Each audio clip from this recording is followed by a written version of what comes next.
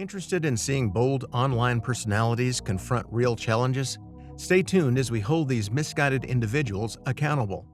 I think men are paid more in certain jobs. What about in OnlyFans? Women are definitely paid more. So do you think we should take money from women? Disagree? I have some guy only. I know friends. I have guys who are friends who do OnlyFans and they still make money. Like that's not. But I think like mainly women run this app. Not to say that like. I just don't think there's as many men on the app as there is women, and that's why women make more. But like, okay, do you think that the WNBA?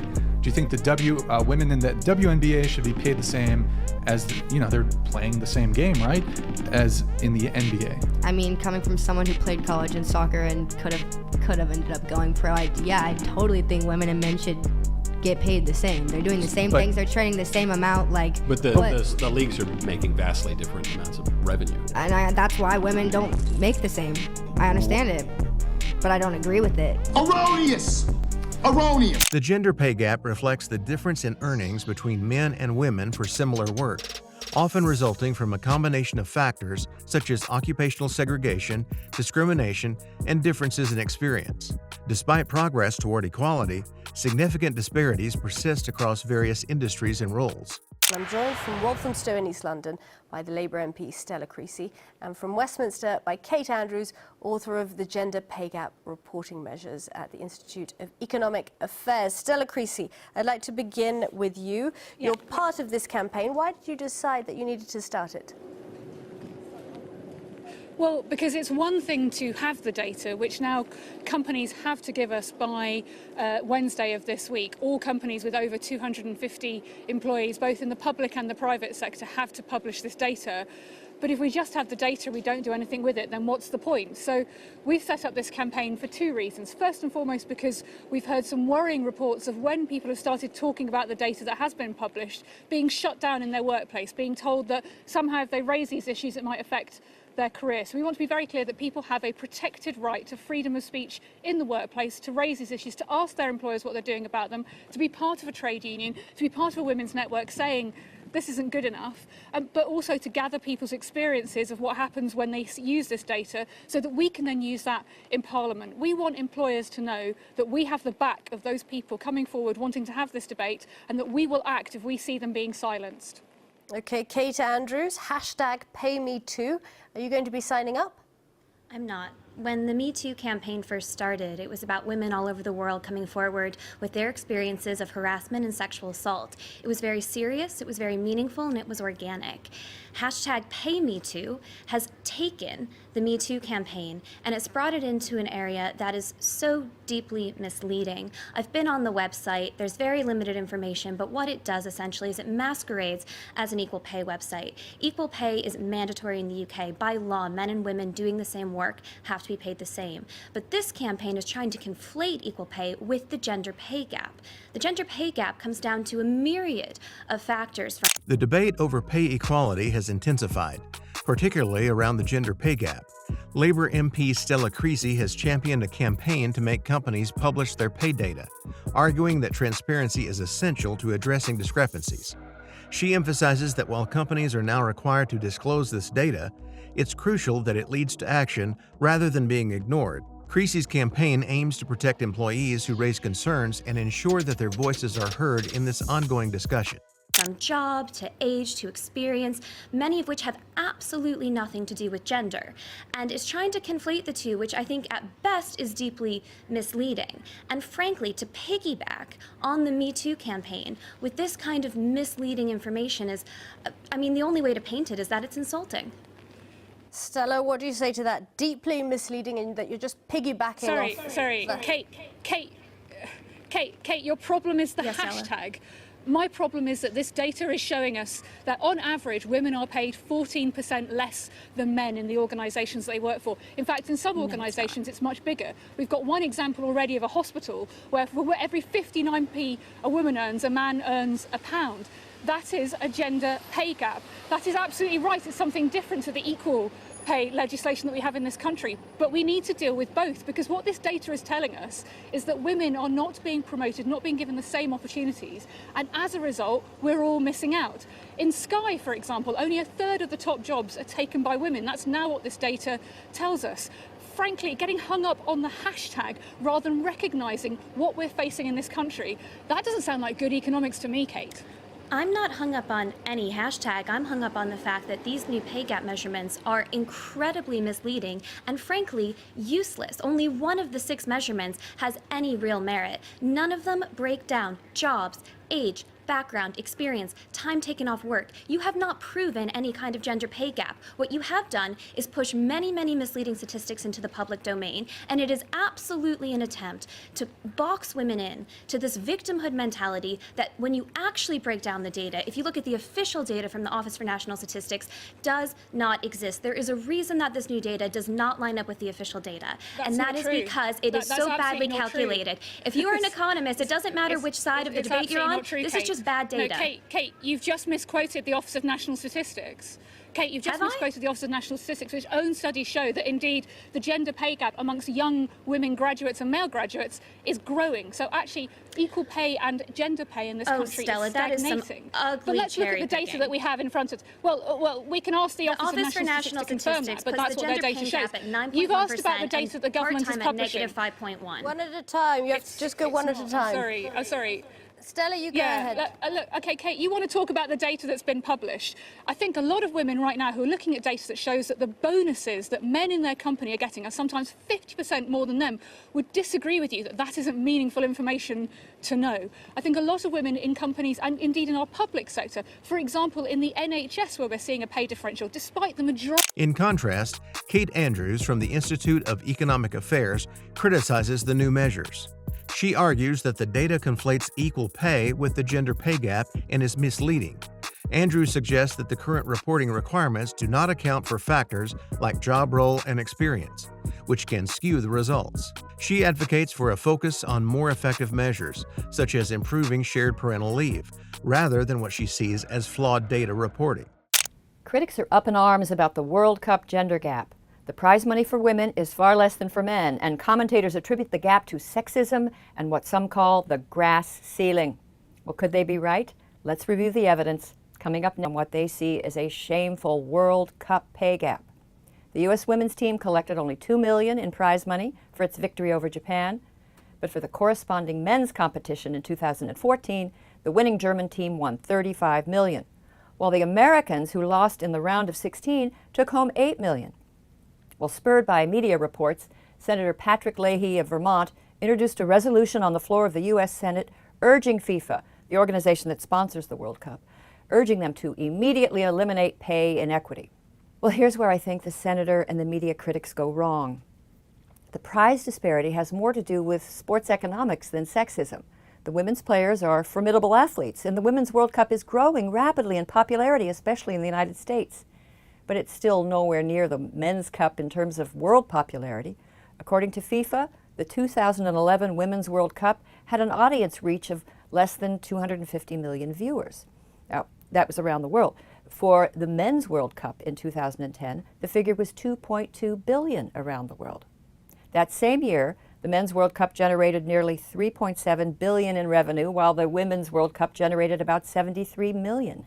Now, FIFA may be a troubled organization, and sexism can probably be counted among its many vices, but the differences in its men's and women's prizes are actually less. The disparity in World Cup prize money between men and women is often attributed to sexism. But is it that simple? The U.S. women's soccer team won $2 million in prize money for their World Cup victory, while the German men's team earned $35 million in 2014. Critics argue that this gap reflects entrenched sexism in sports. However, the real issue may lie in economics rather than bias. Less than the differences in its revenues from the two competitions. Market forces rather than sexism appear to explain the pay gap in soccer. Well, the pay equity activists, they've heard all this before, and they have a reply. They will ask, why should we accept market forces? After all, these forces are shaped by a culture that has been hostile to women traditionally.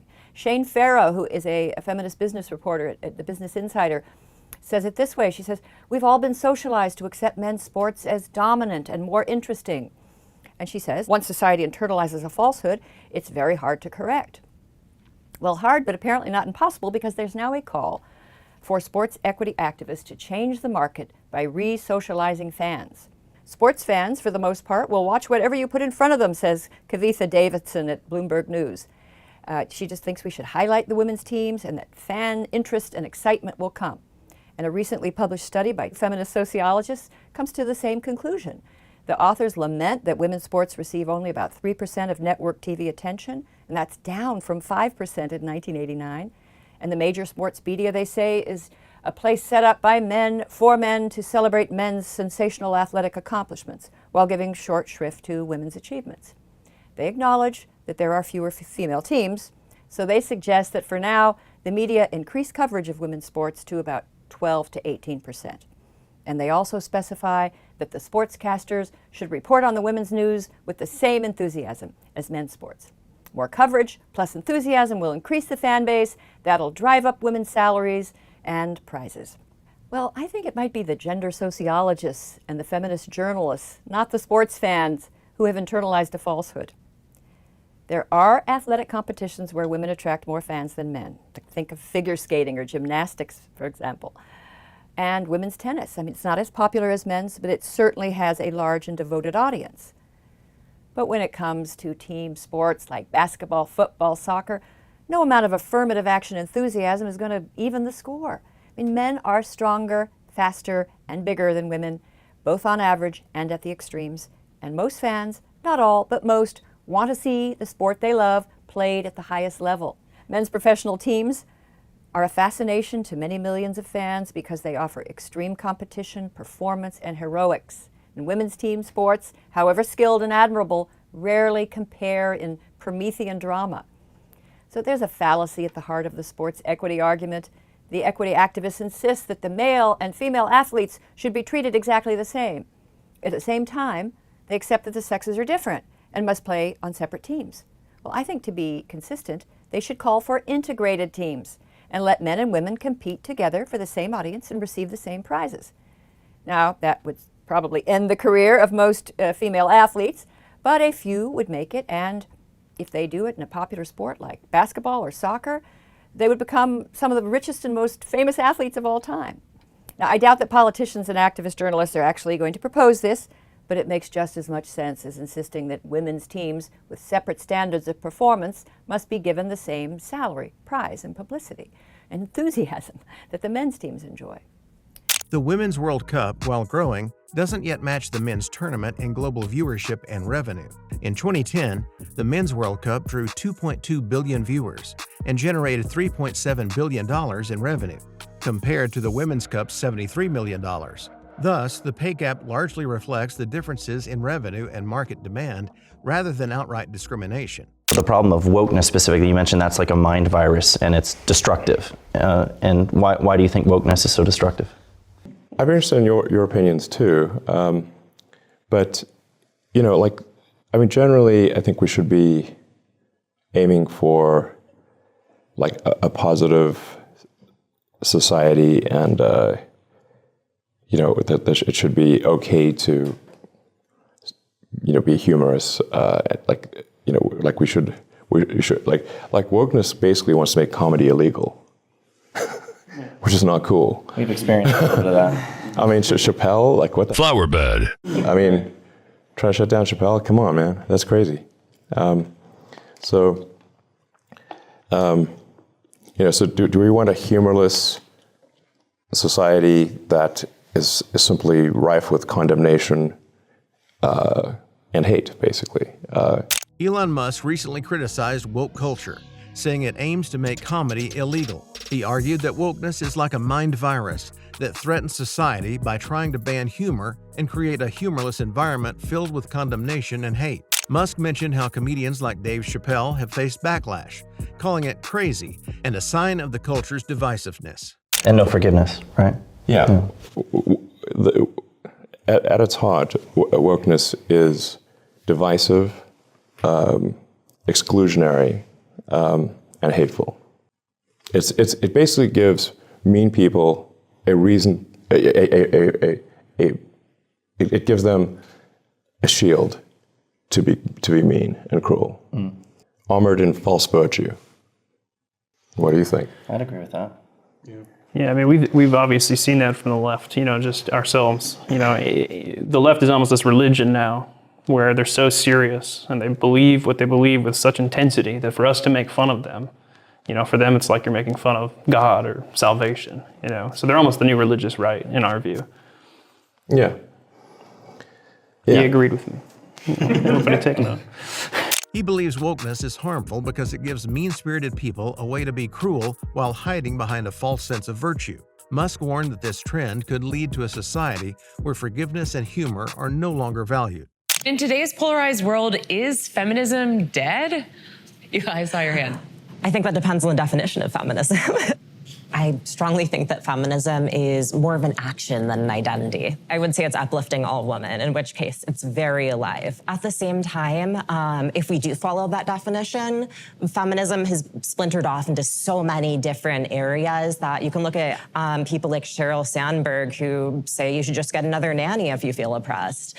And if we're talking about that kind of feminism, yeah, it's pretty dead. I think feminism isn't actually about equality. It's about equality when it benefits us. I think feminism is really about women wanting special privileges and treatment at the expense of men often. And I think it's alive and well, sadly. The debate on whether feminism still exists today boils down to how we define it. Some believe feminism is about actively supporting and uplifting women, and in that sense, it's still very much alive. But others think feminism has splintered into different versions, some of which seem to focus on individual solutions rather than systemic change.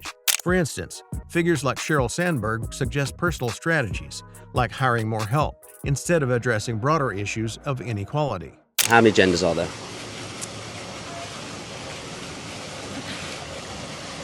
The thing is, right, you don't want to offend anyone. It should be so easy for us to answer, shouldn't it? It should. But it's not. But it isn't, yeah. Me personally, I feel like boy, girl, obviously transgender. But then if people want to identify how they identify, that's completely up to them. Let's just say that I've asked that question 1,000 times. It feels like there's a compulsory, invisible animosity in the air that you have to say that regurgitated. There's a hesitation for sure. Yeah. It's a nice word. It's a nice word. There's a hesitation. Yeah. Have you heard of Drag Story UK? No. So drag. You know what a drag queen is? Yes. Okay. Scantily clad, male, dressing female, provocative. So Drag Story UK insists that it's okay and fine, and it's happening throughout the UK to read stories to children. Scantily clad. What are your thoughts on that? Individually. Well, to be fair, I feel like... At Southampton University, students shared their thoughts on gender and the presence of drag performers at children's events. The discussion opened with a question on how many genders there are. Some students identified 2 genders, male and female, while others suggested a broader spectrum, acknowledging personal identification beyond these categories. Kids nowadays are exposed to a lot worse. I mean, you can find anything online. I think it's... A 5-year-old can't find things online, can it? Wow. I think when it comes to that age, I think it might maybe down to parents and what they want their kids to be. If their parents are okay with it, then it's fine. I feel like as long as the parents are happy, then yeah. Do you know Cardi B, the rapper, artist, whatever she's called, yes. right? You know how she behaves, acts, what she wears. Would you be okay with her reading to children? Yeah, again, see, this is where it gets complicated. Is it complicated? This is where it gets tricky. There's that hesitation. Yeah, this is where it gets a bit contradictory. Yeah. We're at Southampton University and we're asking students about gender identification. How many genders are there, guys? Infinite amount. Infinite amount? Whatever you identify as. Infinite amount, whatever you identify as. How do you feel about adult performers reading to children? So, have you heard of Drag Story UK? Yes. Yeah, it's current topic. How do you feel about male adult performers dressed as they are, provocatively, the drag get up? How do you feel about those guys reading to children? Drag Story UK is happening in the UK right now.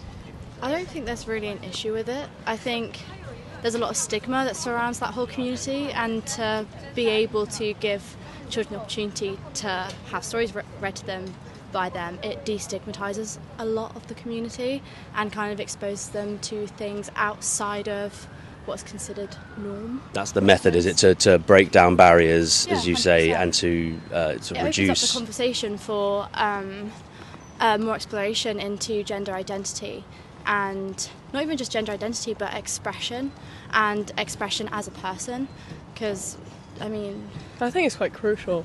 Yeah. I think it's crucial to expose. It's not even exposing, it's just showing kids all the different... The focus then shifted to Drag Story UK, an initiative where drag queens perform for children. The students had mixed opinions. One student thought it should be a personal choice for parents, highlighting that societal norms often define what is deemed appropriate. They pointed out that provocative attire might not be suitable for children, drawing a parallel to how other artists, like Cardi B, might be inappropriate for such events due to their provocative content.